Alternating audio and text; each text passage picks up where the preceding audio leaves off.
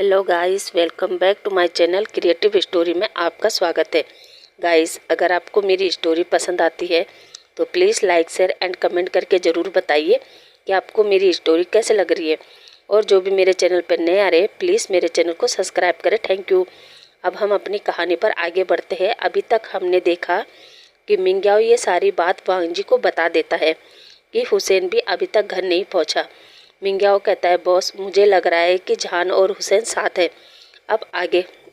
अब वांग जी भी mister Shao को ढूंढने लगते हैं। इधर मिंग्याओ सोचता है कहीं वो वेंचाओ से मिलने तो नहीं गया। मिंग्याओ वेंचाओ को कॉल करता है। वेंचाओ हेलो कहता है।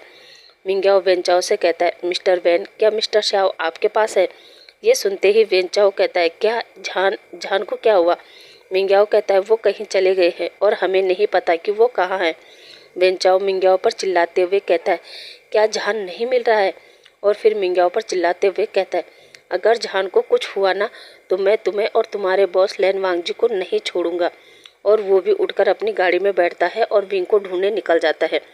अब इन तीनों को विंग और हुसैन को ढूंढते ढूंढते सुबह हो जाती है, मगर जहान और हुसैन का कुछ भी पता नहीं चलता। तभी गार्ड के जरिए ये बात सिचिन को भी पता चल जाती है कि मिस्टर शाओ और हुसैन दोनों कल रात से मिसिंग है। सिचेन भी बिना किसी को बताए वांग जी के मेंशन पहुंच जाता है।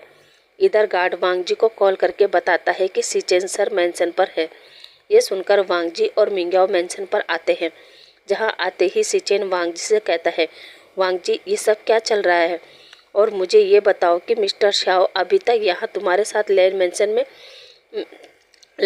में क्या कर रहे थे और अचानक कहाँ चला गया? कहीं तुमने तो इस बार वांग जी को गुस्सा आता है और वो सिचेन से कहता है, बस गगा इससे आगे एक और शब्द मत बोलना। सिचेन भी गुस्से में कहता है, आखिर क्यों ना बोलूं? वैसे भी तुम एक मर्डरर हो, खूनी हो। किसी को मारना तुम्हारे लिए बड़ी बात नहीं है। वांग जी बताओ ये सब क्या चल रहा है? तभी मिंग्याओ आगे आता है और वो सिचेन से कहता है, सर आप गलत समझ रहे हैं। वांग जी सर ने मिस्टर शाओ के साथ कुछ नहीं किया है। इनफैक्ट हम तो कल रात से उन्हें ही ढूंढ रहे हैं। वो और हुसैन अचानक कहाँ चले गए हम में से किसी को भी नहीं पता। सच में इस बार वांग जी सर ने कुछ नहीं किया है। सिचेन थोड़ा शांत होता है और मिंग्याओ से कहता है, आई होप सो इस बार इसने ऐसा वैसा कुछ ना किया हो। और मिंग्याओ से कहता है, सुयान और बेंचाओ को यहाँ बुलाओ, उनसे कहो मैं बात करना चाहता हूँ। मिंग्याओ ओके कहता है और फिर दोनों को कॉल लगाता है और दोनों को लैंड मेंशन बुलाता है। कुछ ही देर में दोनों लैंड मेंशन पहुंच जाते हैं, जहां वेंचाओ आते ही वांग जी का कॉलर पकड़कर कहता है, मिस्टर लैन विंग कहाँ है? ये सुनते ही सब लोग हैरान और वांग जी तो एकदम सुन्न सा होकर वेंचाओ को ही देखने लगता है कि अभी अभी इसने क्या कहा। इसने विंग का नाम लिया। तभी सिचेन कहता है, मिस्टर वैन आपने क्या कहा? विंग? अब वेंचाओ को एहसास होता है कि उसने गुस्से में विंग का नाम ले लिया।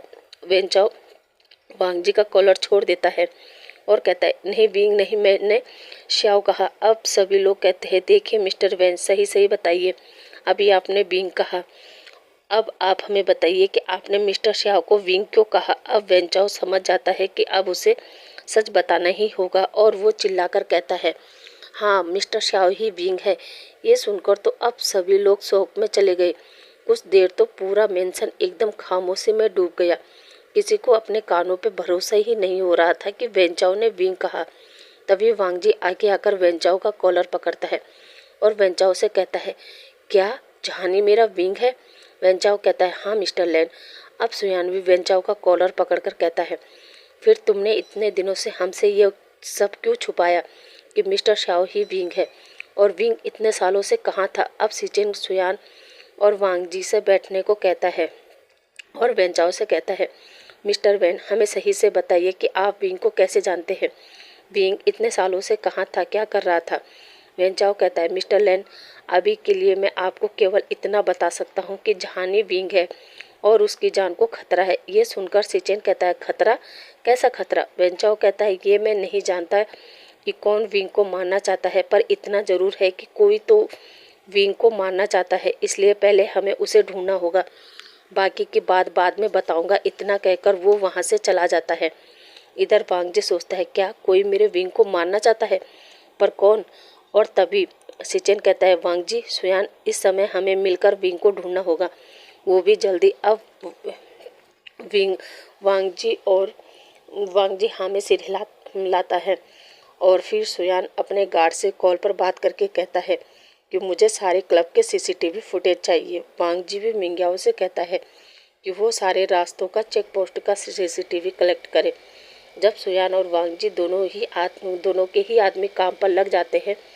अब करीब 1 घंटे बाद सुयान के बॉडीगार्ड सारे क्लब के सीसीटीवी फुटेज ले आते हैं। अब सुयान अपने लैपटॉप में सभी क्लब के फोटो देखने लगता है। इधर वांग जी के बॉडीगार्ड सभी रास्तों की चेक पोस्ट का सीसीटीवी फुटेज ले आते हैं। अब एक तरफ सुयान चेक करता है, दूसरी तरफ मिंग्याओ चेक करने लगता है। अब करीब 2 घंटे बाद सिचेन को पता चल जाता है कि हुसैन और विंग किस क्लब में गए थे। अब सिचेन, वांग जी, सुयान उस फोटो को देखने लगते हैं जहां सिचेन, वांग जी, सुयान को पता चल जाता है कि किसी ने विंग और हुसैन को नशे की हालत में किसी वाइट कलर की गाड़ी में बिठाया है, मगर उन किडनैपरों का चेहरा नहीं दिखाई दे रहा था क्योंकि दोनों ने कैप लगा रखी थी और फेस पर मास्क था। अब वांग जी, सिचेन और सुयान वो फुटेज देख ही रहे थे। तभी अचानक सुयान की नज़र उस क्लब से बाहर निकलती म्याम्या पर पड़ती है। सुयान कहता है, म्याम्या भी उसी क्लब में थी। ये देखकर तो वांग जी भी शौक कि म्याम्या भी हुसैन और विंग के साथ ही थी। वांग जी तुरंत अपने गार्ड को इशारा करता है। गार्ड समझ जाता है और वो सीधा म्याम्या को लाने चला जाता है। करीब आधे घंटे बाद बॉडीगार्ड म्याम्या के आश्रम पहुंचते हैं और उसे पकड़कर लैंड मैंशन में ले आते हैं, जहां म्याम्या फर्श पर बैठी थी और वांग जी सामने गन हाथ में लेकर बैठा था। और वो अपनी डार्क वॉइस में कहता है, मिस म्याम्या, बताओ विंग और हुसैन कहाँ हैं? म्याम्या घबराते हुए कहती है, मिस्टर लैन, आप क्या कह रहे हैं? मेरी समझ में कुछ नहीं आ रहा। वांग जी दोबारा म्याम्या से कहता है, मिस म्याम्या, आपको तो पता होगा ना कि मैं किसी को भी दोबारा अपना क्वेश्चन रिपीट नहीं करता, इसलिए आखिरी बार पूछ रहा हूँ, विंग और हुसैन कहाँ हैं? जैसे ही वांग जी ने अपना सेंटेंस ख़त्म किया तभी सुयान कहता है, म्याम्या, झूठ बोलने की ज़रूरत नहीं है। हम जानते हैं कि विंग और हुसैन जिस क्लब से किडनैप हुए हैं उसी क्लब में तुम भी मौजूद थी, इसलिए साफ साफ बताओ विंग और हुसैन कहाँ हैं? अब म्याम्या पूरी तरह घबरा जाती है, उसके पसीने छूटने लगते। वो घबराते हुए कहती है, मिस्टर लैन, प्लीज़ मुझे माफ़ कर दो, विंग मैडम यू के पास है। ये सुनकर दोबारा तीनों शौक। वो कहते हैं, क्या मैडम यू? म्याम्या कहती है, हाँ, मैडम यू ही है जो विंग को मारना चाहती है। ये सुनकर तो वांग जी गोली चला देता है। एक पल में दोबारा माहौल एकदम साइलेंट हो गया। म्याम्या की तो जान हलक में अटक गई। थोड़ी देर बाद म्याम्या खुद को चेक करती है, तब जाके उसे एहसास होता है कि वो जिंदा है। वो फटाफट वांग जी का पैर पकड़कर कहती है, प्लीज़ मिस्टर लैन, मुझे छोड़ दीजिए, मैं आपको विंग का पता बता दूंगी। अब म्याम्या वांग जी, सिचेन और सुयान को विंग और हुसैन का पता बता देती है। अब गार्ड म्याम्या को पकड़ते हैं और वांग जी, सुयान और सिचेन मेंशन से बाहर आते हैं। तीनों अपनी गाड़ी में बैठते हैं और जो एड्रेस म्याम्या ने दिया था वहीं जाने लगते हैं। इधर विंग और हुसैन दोनों एक साथ चेयर से बंधे थे, दोनों बेहोश थे। तभी मैडम यू वहाँ पहुँचती है और वो विंग के साथ हुसैन को बंधा देख उन बदमाश किडनैपरों से कहती है, बेवकूफ़, मैंने तुम्हें केवल विंग को लाने को कहा था, तो तुम इसे क्यों लेके आए? वो किडनैपर बताते हैं, मैम, कल जब हम इन्हें लेने गए थे तब ये पर्सन बेहोश था, मगर जैसे ही हमने विंग को उठाया इसने हमें पकड़ लिया और छीना झपटी में इसने हमारा फेस देख लिया, इसलिए हमें इसे भी बेहोश करके लाना पड़ा। मैडम यू कहती है, ओके, अब गन दो, हमें जल्दी से इन्हें मारना होगा। और मैडम यू इन गैंगस्टर से गन लेती है और पहले उन्हीं गैंगस्टरों को गोली मार देती है। गोली की आवाज़ सुनकर विंग और हुसैन होश में आ जाते हैं। जैसे ही विंग और हुसैन मैडम यू को देखते हैं, विंग कहता है, आंट, प्लीज़ मुझे बचा लीजिए, इन्होंने मुझे और हुसैन को बांध दिया है, प्लीज़ हमें खोलिए। ये सुनकर मैडम यू ज़ोर ज़ोर से हंसने लगती है। विंग और हुसैन तो शॉक हो जाते हैं, वो समझ ही नहीं पा रहे थे कि आखिर मैडम यू क्यों हंस रही है। अब मैडम यू विंग से कहती है, ओ मेरे प्यारे नेफ्यू विंग, तुम्हें क्या लगता है मैं तुम्हें बचाने ही आई हूँ? ये सुनकर तो विंग एकदम शांत और सोचने लगता है, क्या आंट का कहने का क्या मतलब है? और इसी सोच में तब हुसैन कहता है, मिस जियान, आपका कहने का क्या मतलब है? मैडम यू हुसैन की तरफ देखती है और फिर हुसैन से कहती है, हुसैन, आई एम सॉरी, मैंने तुम पर तो ध्यान ही नहीं दिया। मगर सॉरी, तुम्हें ये सुनने में बुरा लगेगा कि विंग के साथ साथ अब तुम्हें भी मरना होगा। ये सुनकर तो हुसैन एकदम शॉक हो जाता है और कहता है, इसका मतलब आप ही है जो विंग को मारने की कोशिश कर रही थी। मैडम यू कहती है, हाँ बहुत जल्द समझ गए, हाँ मैं ही हूँ जिसने विंग को मारने की कोशिश की थी। पर मेरा बैड लक, ये बच गया और आज 5 साल बाद देखो ये दोबारा मेरे पास आ गया मरने के लिए। तभी विंग कहता है, पर आप मुझे मारना क्यों चाहते हैं? आखिर मैंने आपका क्या बिगाड़ा है?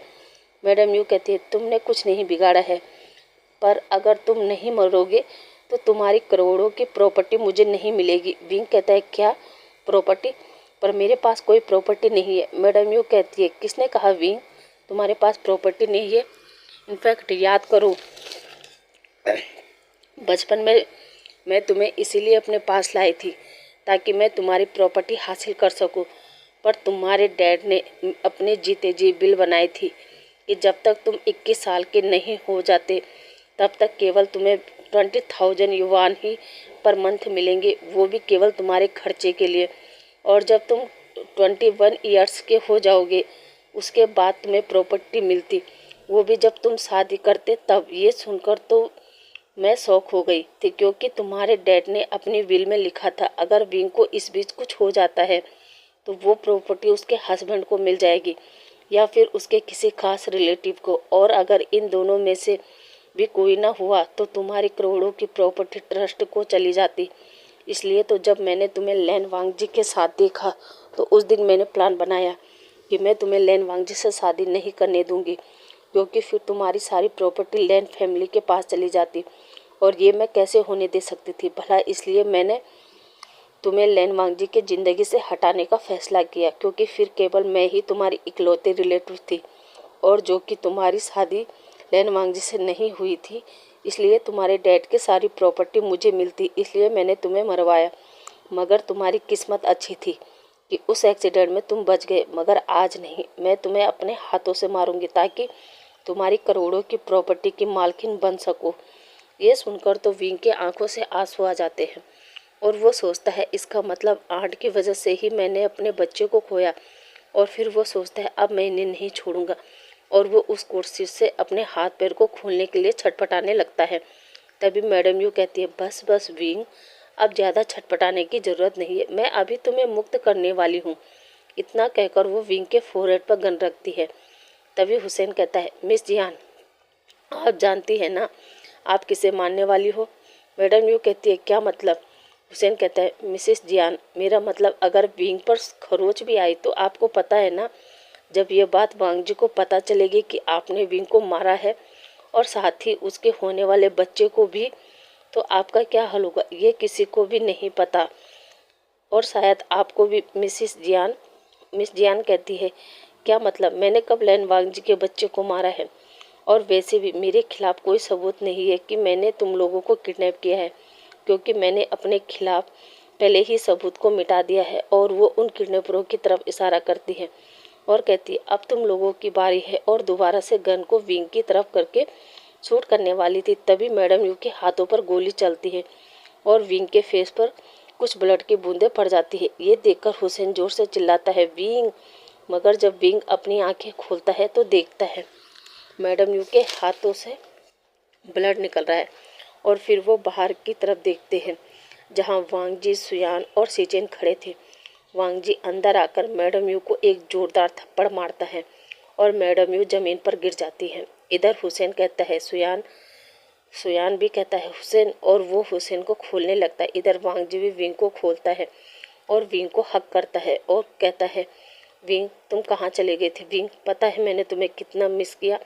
और उसके आंखों से आंसू गिर रहे थे। विंग चेयर से खड़ा होता है और वांगजी के आंसू को साफ करता और फिर वांगजी को साइड करता है और मैडम यू को उठाता है और मैडम यू को एक स्लैप मारता है और फिर दूसरा, तीसरा, ऐसे ही काफ़ी स्लैप मारता है। और फिर मैडम यू से कहता है, मैं आपको नहीं छोड़ूंगा, और फिर से एक स्लैप मारता है और कहता है, ये मुझे बचपन में टॉर्चर करने के लिए, और फिर से मारता है और कहता है, ये मुझे मारने की कोशिश करने के लिए, और फिर एक और मारता है और कहता है, ये मुझसे मेरी कीमती चीज़ छीनने के लिए। और जैसे ही दोबारा हाथ उठाने वाला था तभी वहाँ पर जनसा और उसके फादर पहुँच जाते हैं। जियान फेमियान जोर से कहते हैं विंग, और फटाफट अंदर आकर विंग को दूर धकेलते हुए कहता है ये तुम क्या कर रहे हो। जनसा जब ये देखता है तो वो भी अंदर आकर विंग को एक स्लैप मारता है और विंग से कहता है तुम्हारी हिम्मत कैसे हुई मेरे मॉम पर हाथ उठाने की, हाउ डे यू। और जैसे ही दोबारा विंग पर हाथ उठाने वाला था